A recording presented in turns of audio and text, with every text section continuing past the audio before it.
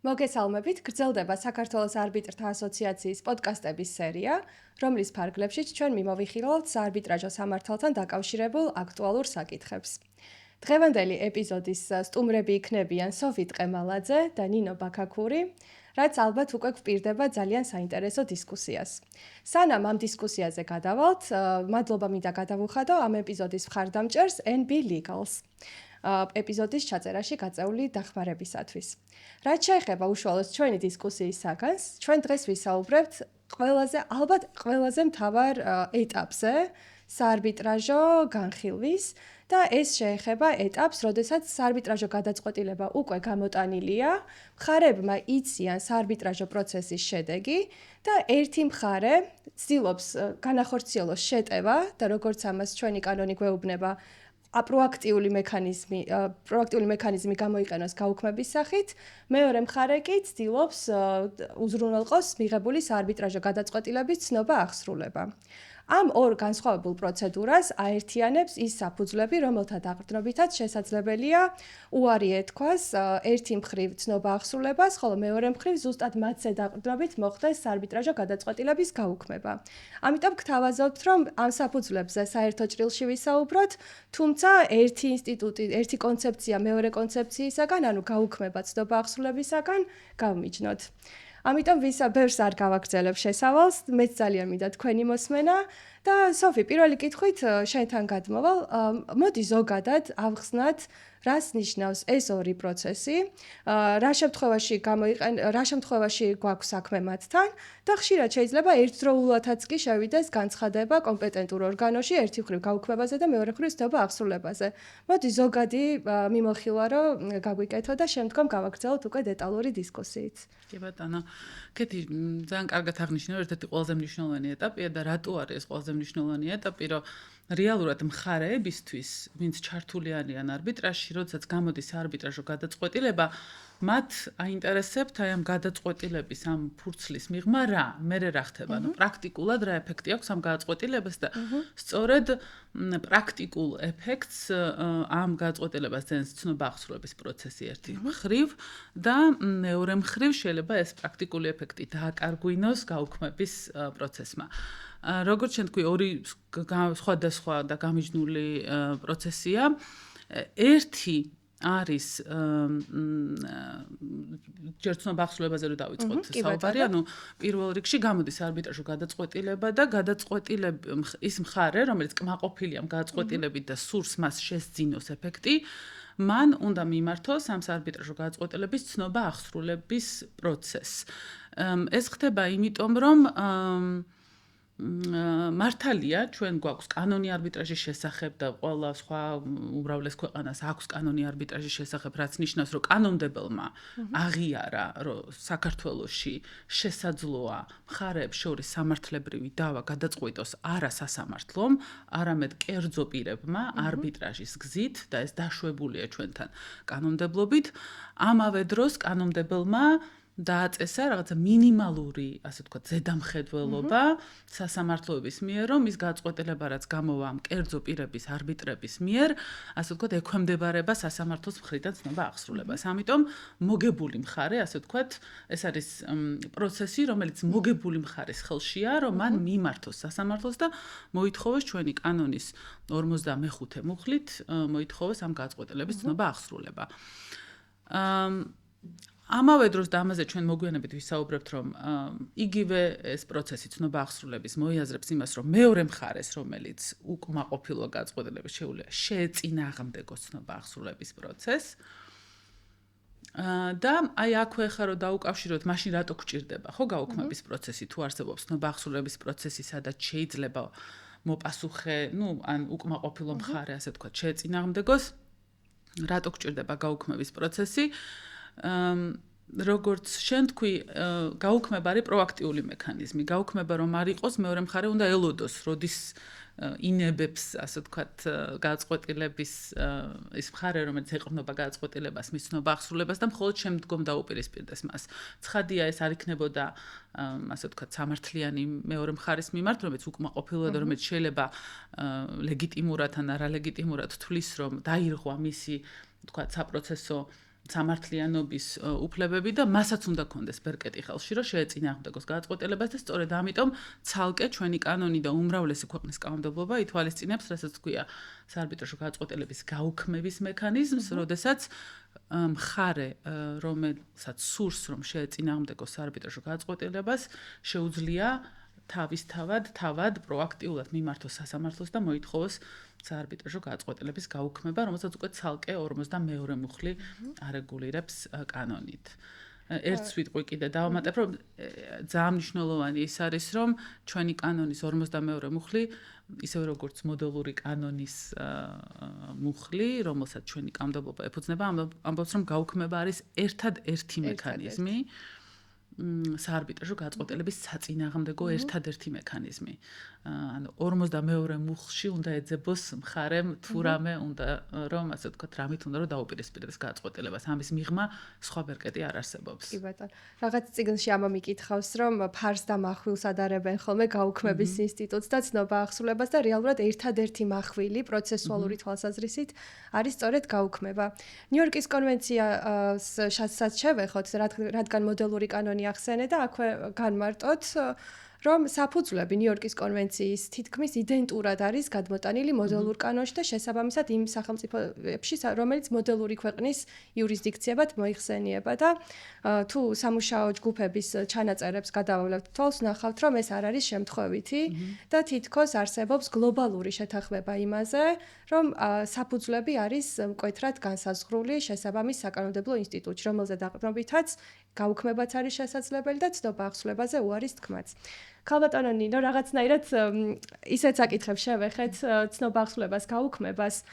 ბუნებრივია, რომ თქვენთან როგორც ყოფილ მოსამართლესთან, რომლის ასე ვთქვათ, შინაგან მარწმენამაც ბევრი საკითხი გადაწყვიტა ერთ ან მეორე მხარეს, ასეთი კითხვა გქონდეს. რა ძირითად პრინციპებს ითვალისწინებთ? მაგალითად, ის რომ არბიტრაჟისადმი მეგობრულ იურისდიქციაში ვართ, ის რომ საარბიტრაჟო გადაწყვეტილება საბოლოოა და მავალდებულებელი მხარეებისთვის საფუძვლების ხასიათთან დაკავშირებით. როგორ მუშაობს მოსამართლის გონება, როდესაც მას მიმართავენ გაუქმებაზე აცნობა ახსულების მოთხოვნით? კი ბატონო, მოგეხსენებათ, რომ საქართველოში, ისევე როგორც ყველა სხვა ქვეყანაში, არსებობს გარკვეული მექანიზმი, რომელიც ითვალისწინებს როგორც ქვეყნის შიგნით არსებული საარბიტრაჟო ინსტიტუციების მიერ მიღებული გადაწყვეტილებების ცნობას და ახსრულებას, ისე ქვეყნის გარეთ მიღებული გადაწყვეტილებების ცნობას და ახსრულებას. მოგეხსენებათ, რომ გაყოფილია ამ შემთხვევაში სასამართლოების იურისდიქცია, სააპელაციო სასამართლო იხილავს საქართველოში არსებული არბიტრაჟების მიერ მიღებული გადაწყვეტილებების ცნობა ახსრულების საკითხებს, ხოლო უზენაესი სასამართლო იხილავს ქვეყნის ფარგლებს გარეთ მიღებული გადაწყვეტილებების ცნობა ახსრულების საკითხს. თავისთავად ის საკითხი, რომ მხოლოდ ერთ ინსტანციის სასამართლოში წყდება ცნობა ახსრულების თემა, დადებითი მოვლენაა. იმიტომ რომ არსებობს ქვეყნები, სადაც ვთქვათ, უცხო ქვეყნის არბიტრაჟი, ქვეყნის ფარგლებს გარეთ მიღებული საარბიტრაჟო გადაწყვეტილების ცნობა ახსრულება სამი ინსტანციის გავლას საჭიროებს ქვეყანაში და ხანდახან ეს უკარგავს ხოლმე ეფექტს საარბიტრაჟო გადაწყვეტილებას, იმიტომ რომ ერთ-ერთი მნიშვნელოვანი რაც არის დაკავშირებული არბიტრაჟის მიერ დავის გადაწყვეტასთან, ეს არის სისწრაფე და ეს არის ფინანსურად უფრო ამასთან დაკავშირებული, დროსთან დაკავშირებული საუკეთესო გამოსავალი. და თუ ვთქვათ, არბიტრაჟის გადაწყვეტილების მიღების შემდეგ ეს გაიწელა სამ ინსტანციაში, ეს პროცესი უკვე მთელი ეფექტურობა ამ პროცესის აიკარგება. ამიტომ ერთის მხრივ ეს დადებითი მოვლენაა, მათ შორის უზენაეს სასამართლოში ჩვენთან საარბიტრაჟო გადაწყვეტილებების ცნობა ახსრულების საკითხი, რომელიც მხოლოდ ერთი უზენაეს სასამართლოს ინსტანციით განიხილება. ამ საკითხების გადაწყვეტა ჩვენთან ხდება ნიუ-იორკის კონვენციის შესაბამისად საქართველოს სასამართლოები სრულიად იზიარებენ იმ განწყობას, რომელიც არსებობს ნიუ-იორკის კონვენციაში და გადმოცემულია მის სხვადასხვა მუხლებში, ისევე როგორც კომენტარებში, რომლებიც ნიუ-იორკის კონვენციის გარშემო არსებობს მოგეხსენებათ და მიხარია რომ დღემდე სასამართლო ინარჩუნებს ასე ვთქვათ დადებით განწყობას საარბიტრაჟო გადაწყვეტილებების ცნობის მომხრე განწყობას. ეს არის ძირითადი პრინციპი, რომელიც საქართველოს უზენაესმა სასამართლომ დაამკვიდრა ამ მიმართულებით და ეს განწყობა არაერთხელ გამეორდა, ანუ ეს პრინციპი არაერთხელ იქნა აღნიშნული უზენაეს სასამართლოს განჩინებებში. სანამ თქვენთან მოვიდოდი, კიდევ ერთხელ შევამოწმე ბოლო პრაქტიკა, მათ შორის ნოემბერში მიღებული გადაწყვეტილებები და შემიძლია ეს თამამად დავადასტურო, რომ საქართველოს უზენაეს სასამართლო იმეორებს თავის ყველა განჩინებაში, რომ მას აქვს საარბიტრაჟო გადაწყვეტილებების ცნობის მომხრე განწყობა და ასევე ძალიან დიდი მნიშვნელობა აქვს იმას, რომ ნიუ-იორკის კონვენციით დაწესებული ის კრიტერიუმები, რომლებიც გათვალისწინებულია ცნობა აღსრულებაზე უარის თქმისათვის, არის მკაცრად განმარტებული, არის ის მაქსიმუმი, რომელიც შეიძლება არსებობდეს ამ თვალსაზრისით და საქართველოს უზენაეს სასამართლოსაც არაერთხელ აქვს განმეორებული ის, რომ ეს არის მაქსიმალური მოთხოვნები და არ უნდა არსებობდეს ამ მოთხოვნებზე კიდევ უფრო მაღალი მოთხოვნა, რომელიც ასეთი გადაწყვეტილებების ცნობა აღსრულებას წაეყენება. კი ბატონო. გადაწყვეტილების საბოლოობას და ამომწურავ საფუძვლებზე ვისაუბრეთ, რაც ალბათ დამაფუძნებელია თვით მოსამართლისთვისაც ერთი მხრივ თვით რწმენის ჩამოყალიბებაში და მეორე მხრივ მხარეებისთვის, რათა მათ სამართლებრივი სისწორით დაგეგმონ საარბიტრაჟო გადაწყვეტილების ბედი. და კიდევ ერთი ნიუანსი მახსენდება, ის გარემოება, რომ სასამართლოს კვლავ რჩება გარკვეული თავისუფლება, არეალი, რომლის ფარგლებშიც შეუძლია მიიღოს გადაწყვეტილება და ვგულისხმობ იმას, რომ ცნობა აღსრულებასთან დაკავშირებით კანონიც საუბრობს სასამართლოს უფლებამოსილებაზე გააუქმოს ან უარი თქვას ცნობა აღსრულებაზე საარბიტრაჟო გადაწყვეტილების. აი ეს დისკრეცია ძალიან საინტერესო კონცეფცია მგონია. და სოფი, შენი აზრის მოსმენა მაინტერესებს, თუ მაგალითად მხარემ იმ გარემოებთან დაკავშირებით, რომელიც მხარის მტკიცების საგანს წარმოადგენს, წარმოაჩინა რომ კი არსებობს მაგალითად გარკვეული შეუსაბამობა ჩატარებულ პროცესს და შედეგს შორის, ანუ იყო გარკვეული დარღვევები და სასამართლომ ეს დაინახა. ყველა შემთხვევაში ვალდებულია სასამართლო, რომ მაინც გააუქმოს გადაწყვეტილება ან უარი თქვას მის ცნობა აღსრულებაზე. აი დისკრეციის ფარგლები და კონცეფცია მაინტერესებს, როგორ უნდა დავინახოთ შენი შეფასებით. კი, ძალიან საინტერესო საკითხია. კეთი და თუ შეიძლება ცოტა წინიდან დავიწყებ ამ საკითხის საუბარს, ან გულისხმობ რას, რომ მე ძალიან, ანუ რაღაცა ნებისმიერი ესეთი კანონის განმარტებისთვის მნიშვნელოვანია კანონმდებლის ნებარა იყო, ხო? და წინამორბედი, ასე ვთქვათ, და ამ კუთხით ვფიქრობ, რომ ძალიან მნიშვნელოვანია ნიუ-იორკის კონვენციის მოსამზადებელი მასალები და რა უძღოდა წინ ამა თუ იმ, ასე ვთქვათ, დებულებას კონვენციისას. ნიუ-იორკის კონვენციას წინ უძღოდა 1927 წლის ჟენევის კონვენცია საარბიტრაჟო გადაწყვეტილებების ცნობა აღსრულების შესახებ და ჟენევის კონვენციაში იყო პირდაპირ მითითებული სასამართლო არის ვალდებული უარი თქვას ცნობა აღსრულებაზე თუ კი ჟენევის კონვენციაში ჩამოთვლილი გარემოებები დამტკიცდა. ანუ ვალდებულება პირდაპირ ეწერა. კიდე რამდენიმე საკითხია საინტერესო ჟენევის კონვენციაში რაც იყო, მაგალითად იყო ის, რომ ჟენევის კონვენციაში მტკიცების ტვირთი ქონდა მხარეს, რომელიც ითხოვს ცნობა აღსრულებას, რომ ამტკიცოს, რომ ეს საფუძვლები არ არსებობდა. კიდე ერთი საინტერესო მომენტი ჟენევის კონვენციაში იყო ის, რომ იყო ასეთი დებულება, რომ შეიძლება ცნობა აღსრულებას უარი ეთქვას მერე საჯარო წესრიგის საჯარო წესრიგის გამო და ასევე თუ კი გადაწყვეტილება ეწინააღმდეგება principles of law, სამართლის პრინციპებს, იმ ქვეყნის სამართლის პრინციპებს, სადაც ხდება ცნობა აღსრულება. და ნიუ-იორკის კონვენციამ ამ ყველაფერზე თქვა უარი. ანუ იმის თქმა მინდა რომ ეს იყო გააზრებული ნამსჯელი საკითხი და ნიუ-იორკის კონვენციამ შეცვალა როგორც მტკიცების ტვირთი, ისე ამომწურავად ჩამოთვალა ის 7 საფუძველი, რის გამოც შეიძლება უარი ეთქვა ცნობა აღსრულებას და ამოიღო სამართლის პრინციპებთან წინააღმდეგობა აღარ გვხდება ჩვენ დღეს ტექსტში და ერთ-ერთი რაც გააკეთა არის ის რა საკითხიც შენ წამოწია ქეთი რომ კონვენციამ თქვა რომ ცნობა აღსრულებაზე უარი არის სასამართლოს დისკრეცია. ენა რომელსაც კონვენცია შეიცავს ინგლისურად არის may refuse, ანუ შეუძლია ქართულადაც ესე გვიწერა, შეუძლია უარი თქვა ცნობა აღსრულებაზე და ეს არის ძალიან მნიშვნელოვანი რატო? აი მაგალითად ის მაგალითი რაც მოიყვანე, რომ თქვათ ხარემ დაამტკიცა რომ საარბიტრაჟო პროცესი წარიმართა მხარეთა მიერ შეთანხმებული წესების გადახვევით, კი ბატონო. და იყო ასეთი სასამართლო პრაქტიკაშიც იყო ეს შემთხვევა, აღარ მახსოვს რომელი ქვეყნის სასამართლო იყო, რომ არბიტრაჟმა წარმართა ერთი გადაწყვეტილება იყო, არბიტრაჟმა წარმართა პროცესი საარბიტრაჟო წესების ახალი ვერსიით, მაშინ როდესაც მხარეებს შეთანხმებული ჰქონდათ ამ საარბიტრაჟო წესების წინამორბედი ვერსია და მხარემ დაამტკიცა, რომ არ წარიმართა პროცესი ისე როგორც მხარეები შეთანხმდნენ, სასამართლომ თქვა, რომ ის ამ დისკრეციას არ გამოიყენებს ცნობა აღსრულების სასარგებლოდ და ეს დაასაბუთა იმით, რომ წესების, ასე ვთქვათ, გადახვევა იყო უმნიშვნელო.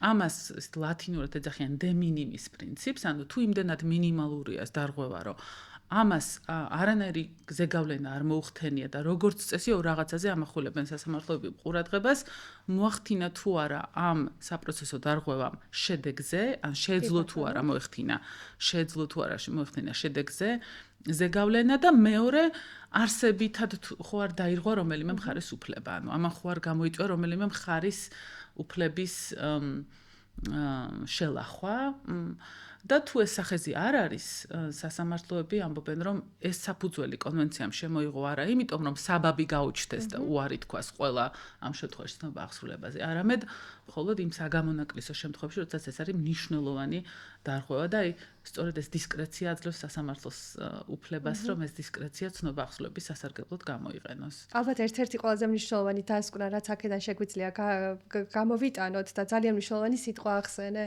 ეს საფუძვლები არ არის საბაბი და ძალიან მომეწონა ამ ტერმინის გამოყენება. ეს არის ამომწურავად განსაზღვრული პრინციპები, რომელიც გარკვეულ შემთხვევებში სასამართლომ შეიძლება გამოიყენოს და მეც მახსენდება გადაწყვეტილებები, სადაც მხარეს მაგალითად არ მიეცა იმ მტკიცებულების წარმოქმნის საშუალება, რომელსაც ის აპელირებდა და სურდა, რომ პროცესში ჩართულიყო. მაგრამ შემდგომ ეტაპზე, ცნობა აღსრულების ეტაპზე სასამართლომ იმსჯელა და თქვა, რომ იმ შემთხვევაშიც კი რომ ეს მტკიცებულება ჩართულიყო საქმეში და ტრიბუნალს შეეფასებინა, ის გადაწყვეტილებაზე არსებით გავლენას ვერ მოახდენდა. ამიტომ ალბათ ესეთი კარგი მესიჯია იმის გაჟღერება, რომ შეიძლება საფუძველი არსებობდეს, მაგრამ ეს არის აუცილებელი, თუმცა არასაკმარისი პირობა იმისთვის, რომ საარბიტრაჟო გადაწყვეტილება იქნეს გაუქმებული ან ცნობა აღსრულებაზე უარი ეთქვას მას. მტკიცების ტვირთთან დაკავშირებით სოფიმ გაიხსენა ჟენევის კონვენცია და მე მახსენდება უზენაესი სასამართლოს გადაწყვეტილება. მაგალითად სოფიმ გითხრა, რომ ნიუ-იორკის კონვენციამ შეცვალა ის მხარე, რომელიც ატარებს ამ მტკიცების ტვირთს და თუ ადრე ეკისრებოდა მაგალითად მხარეს, რომელიც ითხოვდა ცნობა აღსრულების გადაწყვეტილების ცნობა აღსრულებას, ახლა განცდა მაქვს, რომ ეს ტვირთი შებრუნებულია. ამასთან დაკავშირებით საქართველოს უზენაეს სასამართლოსაც აქვს ნამსჯელი და ნინო თქვენი პოზიციის მოსმენაც საინტერესო იქნებოდა, რომ რეალურად ვუპასუხოთ კითხვას, ვის აქვს ამ პროცესში მტკიცების ტვირთი. კი ბატონო, უზენაეს სასამართლოს რამდენიმე გადაწყვეტილებაში აქვს, რამდენიმე განჩნებაში უფრო სწორად ცნობა აღსრულების პროცესის ფარგლებში ნამსჯელი ამ საკითხზე და ხაზგასმით არის აღნიშნული გადაწყვეტილებებში, რომ ასეთ შემთხვევაში მტკიცების ტვირთი არის იმ მხარეზე, რომელიც ეწინააღმდეგება საარბიტრაჟო გადაწყვეტილების ცნობას. ის პირობები, რომლებიც არის ერთის მხრივ ნიუ-იორკის კონვენციის მეხუთე მუხლში და მეორეს მხრივ არბიტრაჟის შესახებ საქართველოს კანონის 55 მუხლში, ამ შემთხვევაში ცნობა აღსრულებასთან დაკავშირებით არის გადაწყვეტილების აღსრულების მოწინააღმდეგე მხარის მტკიცების ტვირთი სამტკიცებლად. ერთადერთი შემთხვევა, როდესაც მოწინააღმდეგე მხარეს არ აწევს ესეთი მტკიცების ტვირთი და სასამართლო ვალდებულია, რომ ex-officio, ანუ საკუთარი ინიციატივით განიხილოს საკითხი, ეს არის 45 მუხლით გათვალისწინებული, ასევე ნიუ-იორკის კონვენციის მეხუთე მუხლით გათვალისწინებული ორი საკითხი. პირველი ეს არის, როდესაც იმ ქვეყნის კანონმდებლობის თანახმად, სადაც ხდება საარბიტრაჟო გადაწყვეტილების ცნობა და აღსრულება, ეს დავა არ შეიძლება იყოს საარბიტრაჟო განხილვის საგანი და მეორე შემთხვევა ეს არის, როდესაც საარბიტრაჟო გადაწყვეტილების ცნობა და აღსრულება ეწინააღმდეგება საჯარო წესრიგს. ამაზე ჩვენ შემდგომში ალბათ უფრო ცოტა დეტალურად ვისაუბრებთ. ეხლა უბრალოდ მოკლედ აღნიშნავ, რომ ამ ორ საკითხზე შეუძლია მხოლოდ სასამართლოს თავისი არა მხოლოდ შეუძლია, არამედ ვალდებულია, რომ თავისი ინიციატივით იმსჯელოს და შეამოწმოს. წინააღმდეგ შემთხვევაში თუ მოწინააღმდეგე მხარე არ აყენებს რომელიმე საფუძველს ცნობა აღსრულებაზე უარის თქმით და მით უმეტეს თუ მან არ წარმოადგინა ამისი დამადასტურებელი მტკიცებულებები, მაშინ იგულისხმება, რომ ყველა ეს პრინციპი არის დაცული. და შესაბამისად, სანამ მოწინააღმდეგე მხარე არ გააბათილებს ამ პრეზუმპციას, მანამდე პრეზუმირებულია, რომ ყველა ეს მოთხოვნა, რაც წაეყენება საარბიტრაჟო გადაწყვეტილებას, ამ შემთხვევაში შესრულებულია. პირველად, პრეზუმპციის გაქარწყლების ტვირთი ზუსტად ეკისრება იმ მხარეს, რომელიც ეწინააღმდეგება საარბიტრაჟო გადაწყვეტილების ცნობას და აღსრულებას. კი ბატონო, ძალიან მნიშვნელოვანი ასპექტია, მათ შორის პროცედურული, იმიტომ რომ იმ გადაწყვეტილებაში, რომელიც ალბათ თქვენს იგულისხმეთ, ძალიან საინტერესოა მხარის პოზიცია, რომელიც ეწინააღმდეგება ცნობა აღსრულებას და ამბობს, რომ მხარე, რომელიც ითხოვს ცნობა აღსრულებას, ვალდებულია დაამტკიცოს ის გარემოებები, რომელზეც ის აპელირებს და ერთი შეხედვით შესაძლებელია, რომ დამაბნევლადაც კი გამოიყურებოდეს ეს სტრუქტურულად გამართული მსჯელობა, მაგრამ ნიუ-იორკის კონვენცია ერთი მხრივ და მეორე მხრივ ეს პრეზუმპცია, რომელიც ნინო თქვენ ახსენეთ, ერთობლივად მოქმედებს იმისკენ, რომ ამ ნაწილში მტკიცების ტვირთი ეკისრება მხარეს, რომელიც ეწინააღმდეგება გადაწყვეტილების ცნობა აღსრულებას. ჩვენ ბევრს ვსჯელობთ უშუალოდ პროცესთან დაკავშირებით მტკიცების ტვირთსაც შევეხეთ, მაგრამ მინდა რომ ერთი ნაბიჯით უკან დავიხიოთ და მაგალითად ჩვენს არაიურის თუნდაც იურის მსმენელებს, რომლებსაც აინტერესებთ, თუ როგორ უნდა წამოიწყონ ეს პროცესი და რა დოკუმენტები ესაჭიროებათ მათ ამისთვის, რაღაცნაირად მოკლედ მიმოვიხილოთ ეს საკითხიც. მაგალითისთვის ყველა ხვდებით ალბათ, რომ აუცილებელია დაინტერესებული პირის განცხადება, რომლითაც ის მიმართავს კომპეტენტურ სასამართლოს და სთხოვს მათ, რომ მოახდინოს საარბიტრაჟო გადაწყვეტილების ცნობა აღსრულება, დააკმაყოფილოს, ასე ვთქვათ, მხარის განცხადება ცნობა აღსრულების თაობაზე. თუ ხელში გვიჭირავს საარბიტრაჟო გადაწყვეტილება, რომელიც ძალიან მოგწონს, გვინდა რომ იქნას ცნობილი და აღსრულებული, რა დამატებით ვალდებულებებს დოკუმენტური თვალსაზრისით მაკისრებს, მე მოდი საქართველოს კანონმდებლობის ჭრილში ვისაუბროთ. და საქართველოს კანონმდებლობის ჭრილშიც რა ძალიან კარგია, ჩვენი კანონის 44 მუხლი პრინციპში იმეორებს კონვენციის მეოთხე მუხლის მოთხოვნებს და ამბობს ასეთ რაღაცას, რომ მხარემ უნდა წარადგინოს ორი დოკუმენტი, როდესაც ის ითხოვს ცნობა აღსრულებას. ერთი არის საარბიტრაჟო გადაწყვეტილება და მეორე არის საარბიტრაჟო შეთანხმება.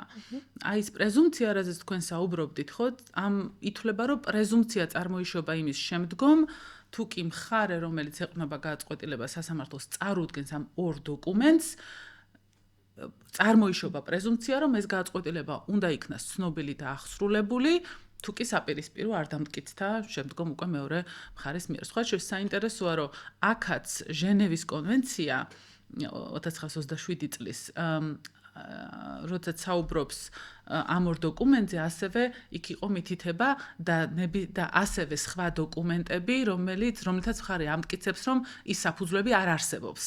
იყო ესეთი მითითება. ჟენევის კონვენციაში, რაზეც ნიუ-იორკის კონვენციამ თქვა უარი და ეს იყო ძალიან აშკარა ასე გამიზნული უარი იმისათვის, რომ ახსრულების მომხრე განწყობა შეენარჩუნებიდან კონვენციას, მხოლოდ ორ დოკუმენტს ითხოვს ჩვენი კანონიც და ნიუ-იორკის კონვენციას, ეს არის საარბიტრაჟო გადაწყვეტილება და საარბიტრაჟო შეთანხმება.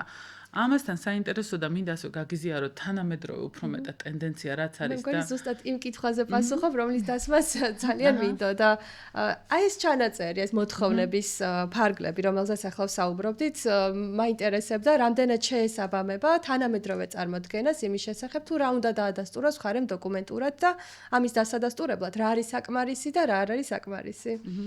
ხო, ან დღეს უფრო მეტად არის ტენდენცია იმ მიმართულებით, რომ საარბიტრაჟო შეთანხმების წარდგენას ბევრი ქვეყნის სასამართლო აღარ თხოვს.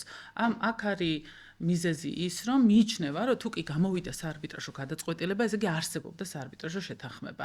თუ კი ტრიბუნალი შედგა, მან იმსჯელად ცხადია საარბიტრაჟო შეთანხმებაზე და საკუთარ კომპეტენციაზე და თუ კი უკვე ხელთ გვაქვს ეს გადაწყვეტილება, ისევ და ისევ პრეზუმპცია, რომ საარბიტრაჟო შეთანხმება არსებობდა და თან რა არის იცით, რომ აქ მნიშვნელოვანი არის ის, რომ ჩვენ მეხუთე მუხლის ჩამონათვალში პირველი სწორედ საფუძველი არის ის, რომ თუ კი არ არსებობდა მხარეთა შორის საარბიტრაჟო შეთანხმება. ანუ ის თქვათ იშვიათი გამონაკლისი, როცა შეიძლება გადაწყვეტილება ისე გამოვიდა, რომ საარბიტრაჟო შეთანხმება არ იყო ნამდვილი მაგალითად, ამის მტკიცების, ამის არეალი იქნება მტკიცების და მხარეს ექნება შესაძლებლობა, რომ ამაზე იდაოს უკვე არსებითი განხილვის ჭრილში.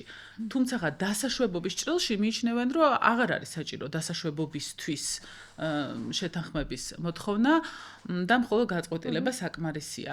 აქ სხვა შეიძლება ძალიან საინტერესოა, იმიტომ ჩვენი სასამართლოები გერმანიის სასამართლო გადაწყვეტილებებს ხშირად ეყრდნობიან, ასე ვთქვათ, ჩვენი სამართლებრივი სისტემის მსგავსების გამო და გერმანიის სასამართლოებმა ადრეულად ვენახეთ სხვათა შორის გამოსავალი აქედან და გერმანიის ადგილობრივი კანონმდებლობით, ანუ ადგილობრივი გადაწყვეტილებების მიმართ საარბიტრაჟო შეთანხმების წარდგენა მოთხოვნა არ არსებობს კანონში. და გერმანიის სასამართლოებმა ნიუ-იორკის კონვენციის გადაწყვეტილებების მიმართაც იგივე სტანდარტი გაავრცელეს. დაერყნენ კონვენციის მე-7 მუხლს, რომელიც ასე ვთქვათ უფრო ხელსაყრელობით მოპყრობის სტანდარტს ხელსაყრელი მოპყრობის სტანდარტს ამკვიდრებს, რომ თუ კი არსებობს რეჟიმი, რომელიც უფრო მეგობრული და უფრო ხელსაყრელია ცნობა ახსრულებისთვის, არც ერთი კონვენციის ხელშემკვრელი სახელმწიფო არ არის შეზღუდული, რომ ის რეჟიმი გამოიყენოს და სწორედ გერმანიის სასამართლოებმა თქვეს, რომ ჩვენ რადგან ადგილობრივ გადაწყვეტილებებისთვის არ ვითხოვთ საარბიტრაჟო შეთანხმებას, არც ნიუ-იორკის კონვენციის გადაწყვეტილებებისთვის არ მოვითხოვთ და მხოლოდ სრულად ჩდება ნიუ-იორკის კონვენციის სულისკვეთებაში. სხვათა შორის ამ პრინციპს იზიარებს ასევე ქართული სასამართლოც, რომელიც არაერთხელ აღნიშნავს, რომ თუ რაღაცა სამართლებრივი მოთხოვნა არ არსებობს ქვეყნის შიგნით საარბიტრაჟო გადაწყვეტილებების ცნობა ახსრულების მიმართ, ეს მოთხოვნა არ უნდა არსებობდეს საერთაშორისო ქვეყნის გარეთ მიღებული გადაწყვეტილებების ცნობა ახსრულების მიმართაც. ეს არაერთხელ აქვს გამეორებული უზენაეს სასამართლოს. მართალია ამ კონკრეტულ საკითხზე არა, ჯერჯერობით მოითხოვს ჩვენი სასამართლო, მაგრამ ზოგადად ეს პრინციპი ნამდვილად გამეორებულია არაერთ განჩინებაში. მინდა ვისარგებლო იმ ფაქტით, რომ ნინო ყავს სტუმრად და ზოგად რახან ამ პირველ ეპიზოდში ცნობა ახსრულებაზე საუბრობთ რაღაცნაირად ზოგად პრინციპებზე, კიდევ ერთ პრინციპს შევეხო და შემდგომ ამით შევეხმიანოთ იმ უზენაესი სასამართლოს გადაწყვეტილებას სიებთან დაკავშირებით. თუმცა ჯერ პრინციპზე, რომელზეც მინდა ვისაუბროთ, არის შედავების უფლების გაქარწყლება. როდესაც მხარემ შეიძლება დაკარგოს ეს უფლება და მათ შორის კანონიც ითვალისწინებს ესეთ შესაძლებლობას, მერე კი ყავს სასამართლო, რომელიც ex officio შეამოწმებს გარკვეულ ძალიან მნიშვნელოვან და ძალიან განსაკუთრებულ საკითხებს.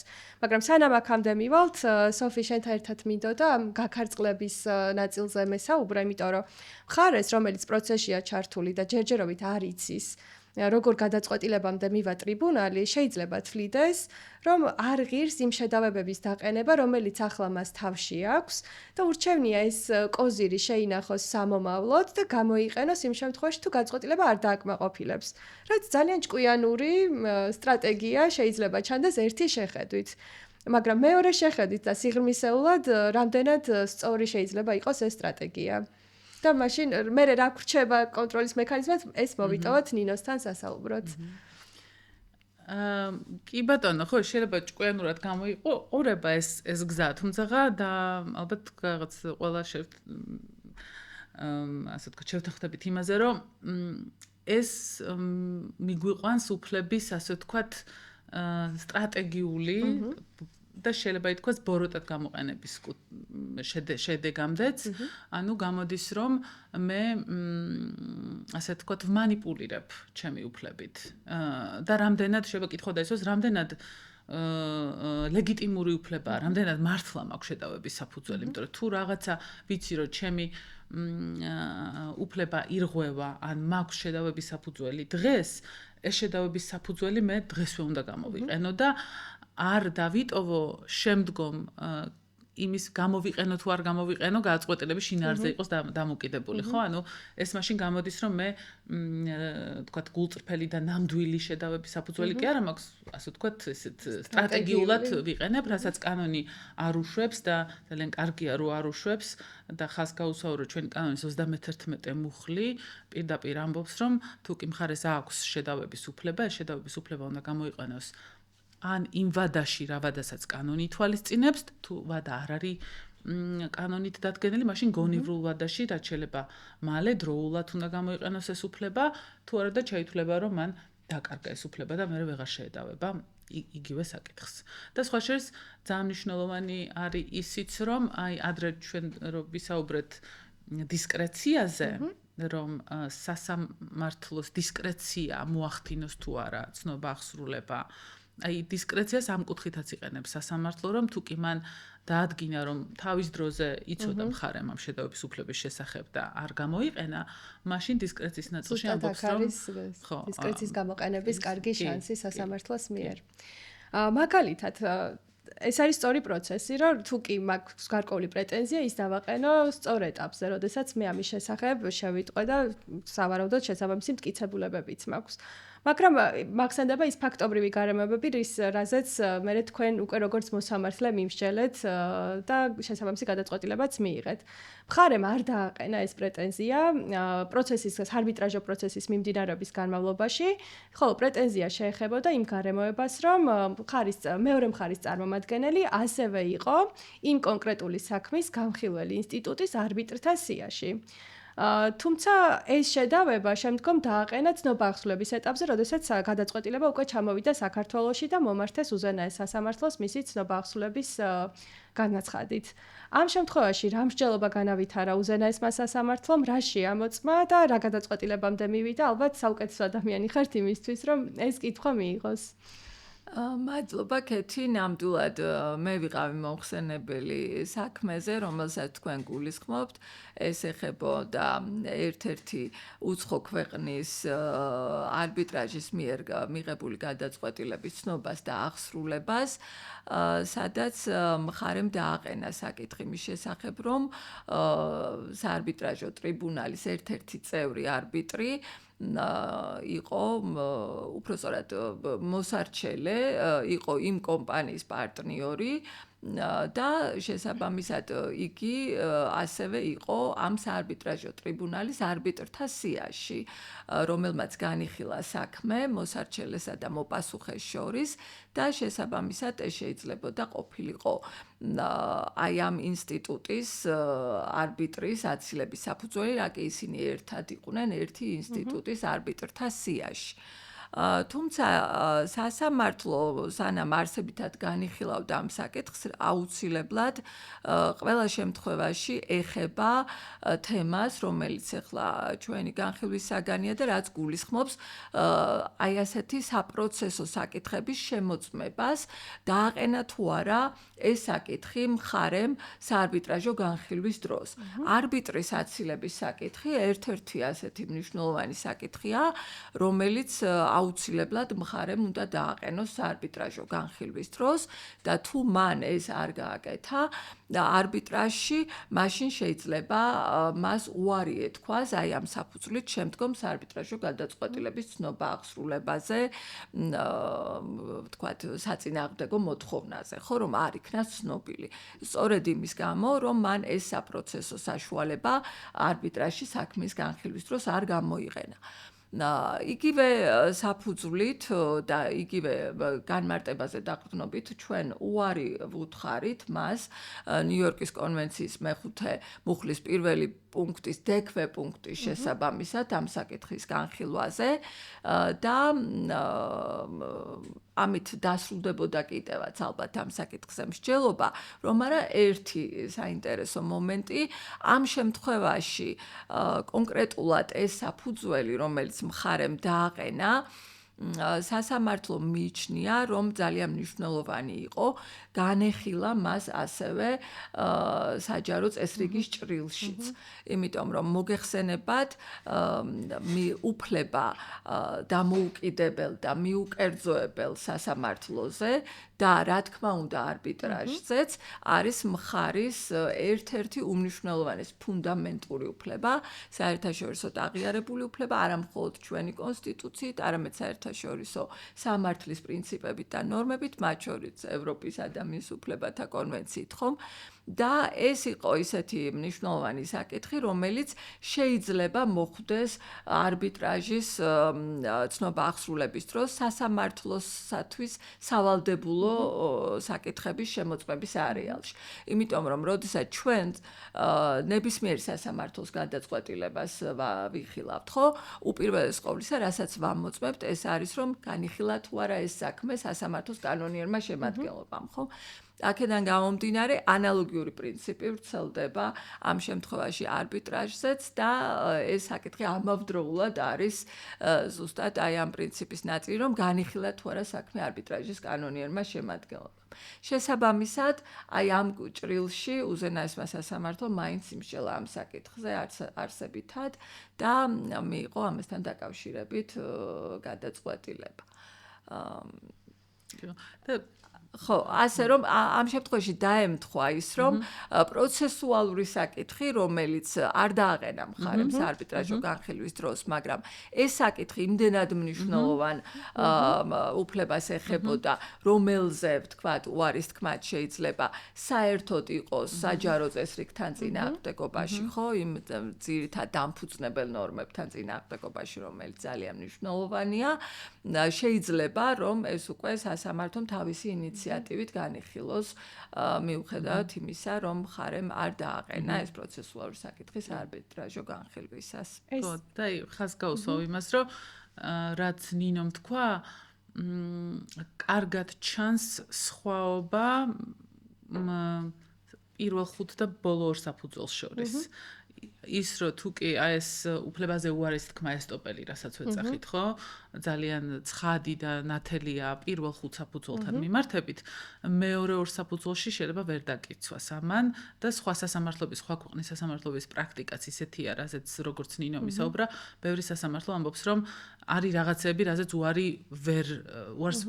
უარის თქმა არ გამოვა. სამართლიანი სასამართლოს უფლება იმდენად, თქვათ, არსებითი და მნიშვნელოვანია, რომ თქვათ, აქ რომც არ დაეყენებინა, სასამართლო მაინც იხილავს ამ საკითხს და ხაზის გასმა მინდოდა ამაზე. კი, ჩემი გადმოსახედიდანაც ეს 2021 წლის გადაწყვეტილება თუ სწორად მახსოვს და წინ უსწრებს სააპელაციო სასამართლოს მსჯელობებს 2 წლის შემდგომ. სამი ასპექტით არის, ალბათ, ბევრი ასპექტით არის, მაგრამ რამდენიმე მნიშვნელოვანი კუთხით არის ჩემი გადმოსახედიდან მნიშვნელოვანი. ერთი ის, რომ შედავების გაქარწყლება, ცნო, როგორც ასეთი კონცეფცია უზენაესმა სასამართლომ და მეტიც, როგორც აღნიშნე, მან გამოიყენა ტერმინი ესტოპელი და პროცესუალური კეთილსინდისიერების ნაწილშიც შეიძლება ითქვას, რომ განიხილა ეს გაქარწყლების კონცეფცია.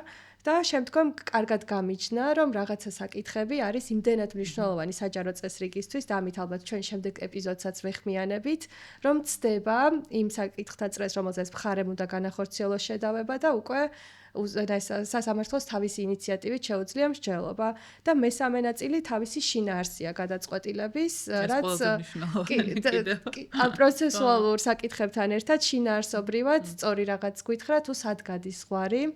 რეალურად სიაში ყოფნის არ ყოფნის ფაქტთან დაკავშირებით და რამდენად ეს გავლენას ახდენს შედეგზე და ამ კუთხით ძალიან მისასალმებელი და გასათვალისწინებელი თუნდაც სხვა ინსტანციებისთვის მსჯელობა განავითარა უზენაესმა სასამართლომ, ამიტომ ძალიან მიხარია, რომ ბევრი კუთხით შევეხეთ ამ გადაწყვეტილებას.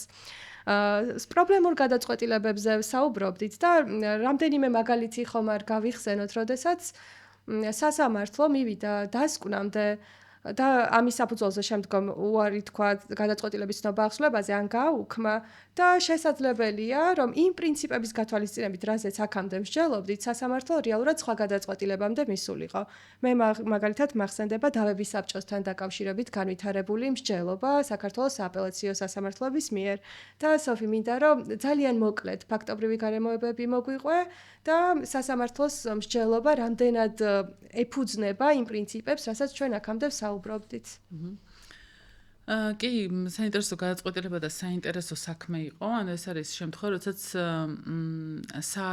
დავების განხილვის დათქმა მხარეებს შორის ითვალისწინებდა რამდენიმე ეტაპს. პირველი ეტაპი იყო თუ იყო დავების საბჭოს მიერ გადაწყვეტილების გამოტანა, რომელიც მხარეთა შეთანხმებითვე შემდგომ შესაძლოა თუ კი რომელიმე მხარე იქნებოდა უკმაყოფილო, ასე ვთქვათ, ამ დავების საბჭოს გადაწყვეტილებით, შეეძლო ასე ვთქვათ, საკითხი უკვე არბიტრაჟში გადაეცა გადასაწყვეტად და ეს სწორედ ისეთი შემთხვევა იყო, როდესაც გამოვიდა დავების საბჭოს გადაწყვეტილება, რომელმაც დაადგინა ერთი, ვთქვათ, პირობითად დაადგინა, რომ ვთქვათ, ეს დავების საბჭოს ძირითადად სამშენებლო ხელშეკრულებებში არის ხოლმე და ვთქვათ, იმ შემთხვევაში დაადგინა, რომ მოქნილი მექანიზმია, რომ დავები ეფექტურად და სწრაფად არბიტრაჟამდე გადაწყდეს, ხო? გადაწყდეს კი და გამოიტანა დავების საბჭოს გადაწყვეტილება, რომლითაც დამკვეთი ჩათვალა, რომ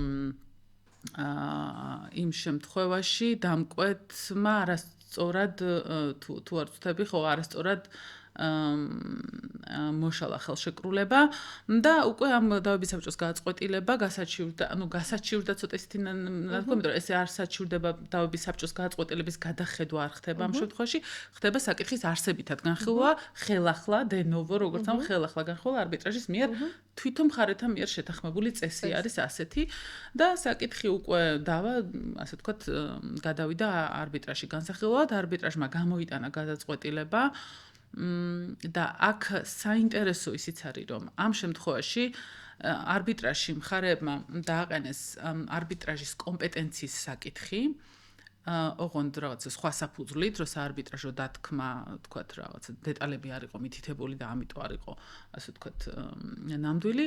არბიტრაჟმა ჩვენი კანონის მე-16 მუხლით გადაწყვიტა, რომ გაემიჯნა, გაეყო ბიფურკაცია მოეხდინა ამ საკითხის და თქვა, რომ მოდი მე ჯერ ვიმსჯერეთ ჩემს კომპეტენციაზე და შემდგომ თუ კომპეტენცია დავიდგინე, შემდგომ უკვე არსებით მსჯელობაზე გადავალ. არბიტრაჟმა გამოიტანა გადაწყვეტილება საკუთარ კომპეტენციაზე, ჩათვალა, რომ საარბიტრო შეთანხმება იყო ნამდვილი და მას ჰქონდა კომპეტენცია, ანუ ნაწილობრივი გადაწყვეტილება გამოვიდა ამის შესახებ და როგორც ვიცით, ჩვენი კანონის მე-16 მუხლის მე-5 ნაწილით ეს გადაწყვეტილება მხარემ იქვე შეიძლება იქვე რას ვამბობ, როგორც კი ეს ნაწილობრივი გადაწყვეტილება გამოვა, გაასაჩივროს სასამართლოში. აქ მნიშვნელოვანი ფაქტობრივი გარემოება არის, ამ გადაწყვეტილების გასაჩივრება არ მომხდარა სასამართლოში. ანუ კომპეტენციის რო დაიდგინა სასამართლომ, არც ერთმა მხარემ ეს გადაწყვეტილება არ გაასაჩივრა.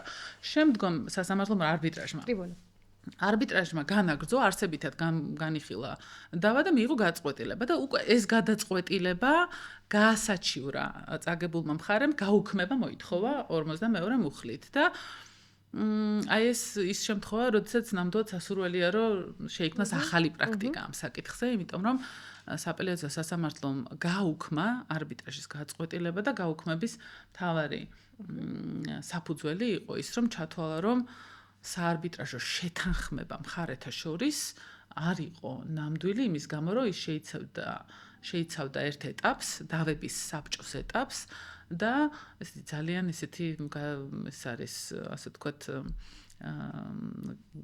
ვიჭერს ახსნა და გაზიარება იმ მოტივის, რაც სასამართლომ თქვა, რომ დავების საბჭოს ცნებას არ ითვალისწინებს ჩვენი კანონმდებლობა და რაღაცა კონსტიტუციასთან შეუსაბამო მოცემულობაა და ამის გამო მთლიანად დათქმას მიადგა ჩრდილი, ანუ საარბიტრაჟო დათქმაც თითქოს მოიცვა ამ დეფექტმა და ამიტომ გააუქმა საარბიტრაჟო გადაწყვეტილება.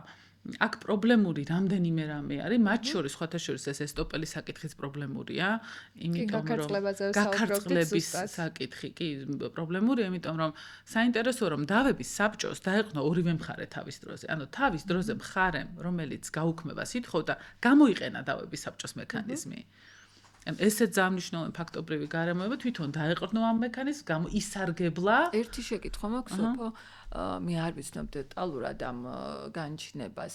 მხარე ამ საფუძვლითაც ასაჩივრებდა არბიტრაჟის კომპეტენციას. ანუ მხარემ თვითონ დავების საბჭოს საკითხიც დააყენა? დავების საბჭოს საკითხი არბიტრაჟში.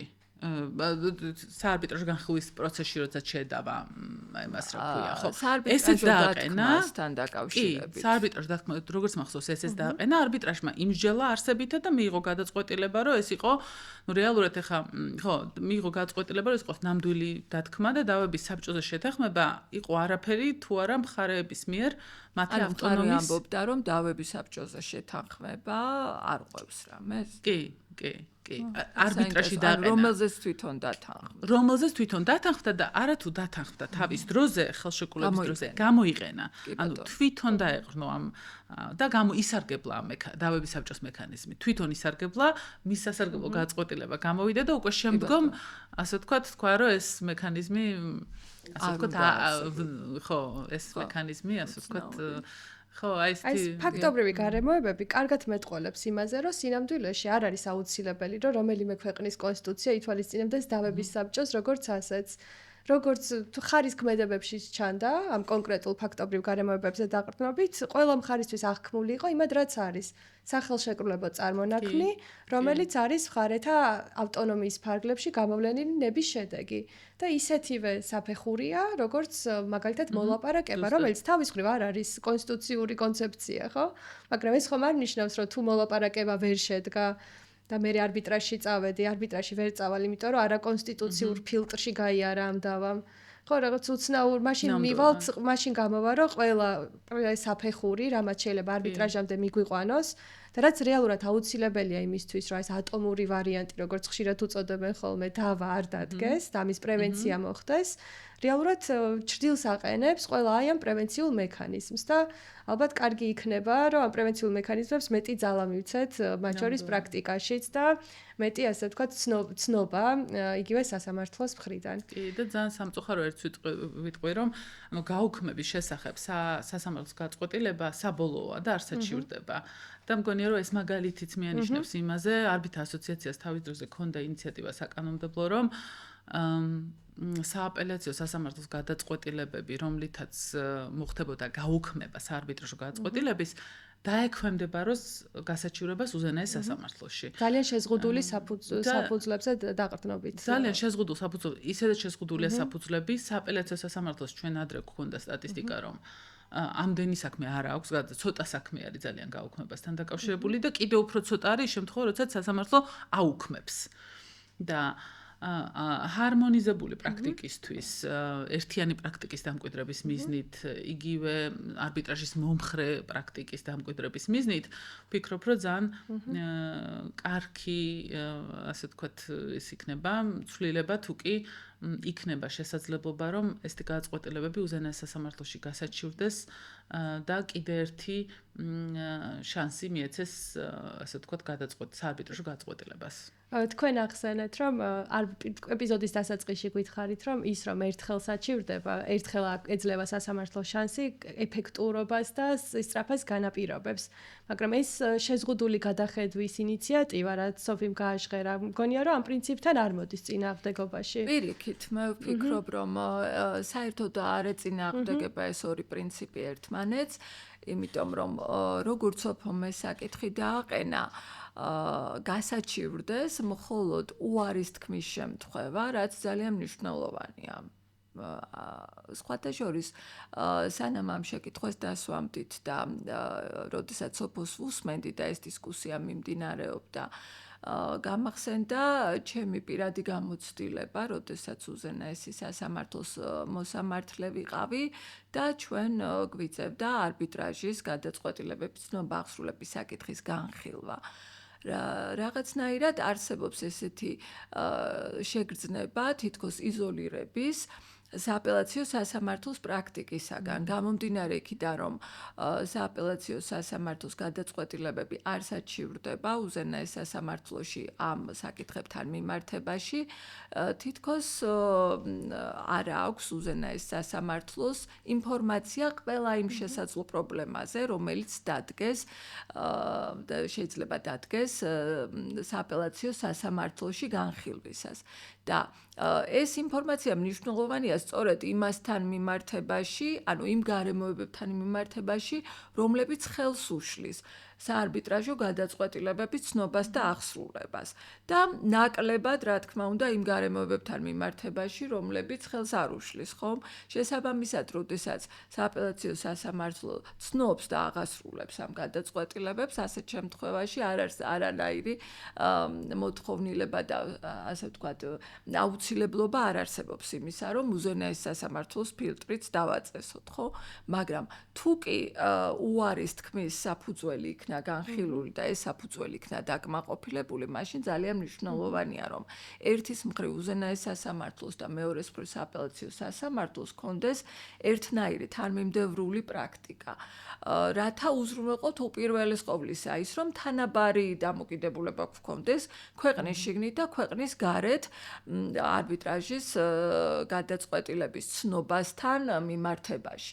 ეს მნიშვნელოვანია არა მხოლოდ იმ საკითხებზე, როდესაც თქვათ საქართველოს არბიტრაჟები გამოდიან როგორც ძირითადი გადამწყვეტი, არამედ თქვათ ქართულს არბიტრაჟო დავებს შორის უკაცრავად, როდესაც თქვათ ქართული კომპანიები დავობენ რაღაც საკითხზე, არამედ მნიშვნელოვანია იმ თვალსაზრისითაც, რომ საქართველოს იყოს სასურველი ფორუმი.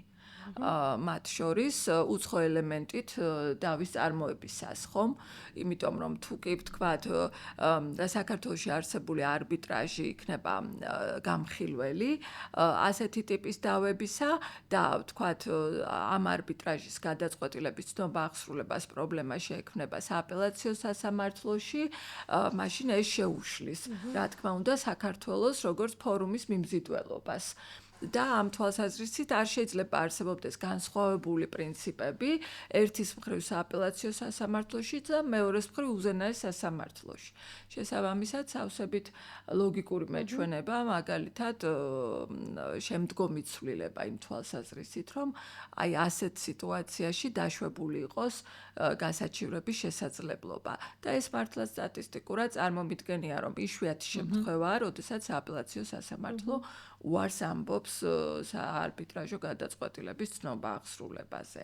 და ეს ალბათ ყველა არბიტრაჟით საინტერესებული ყველა პროფესიონალის ხედვა და ოცნება გააჟღერეთ იმით, რომ ჩვენ მართლაც ხედავთ საქართველოს რეგიონალურ და საერთაშორისო საარბიტრაჟო ცენტრად, მაგრამ ეს დარჩება სურვილად, თუ არ გვექნება განჭვრეტადობა და აი ამ ძირითადი პრინციპების პატივისცემა თან ყველა მონაწილის მიერ, რომელზეც ამ ეპიზოდის განმავლობაში ვსაუბრობდით. და ეს ეპიზოდი თქვენთან ერთად ალბათ შეიძლება დღეები გაგრძელდეს, მაგრამ გთავაზობთ, რომ საფუძვლებზე საუბარი, კონკრეტულ გაუქმების და ცნობა აღსრულებას უართან დაკავშირებული ის კონკრეტული საფუძვლები, რომელსაც არაერთხელ შევეხეთ, მოვიტოვოთ შემდეგი ეპიზოდისთვის და მერე გავაგრძელოთ მათზე მსჯელობა. ამით ეს ეპიზოდი დავასრულოთ და ჩვენ საარბიტრაჟო გადაწყვეტილების გაუქმებისა და მასზე ცნობა ახსნებაზე უარის საფუძვლებზე შემდეგ ეპიზოდში ვისაუბრებთ.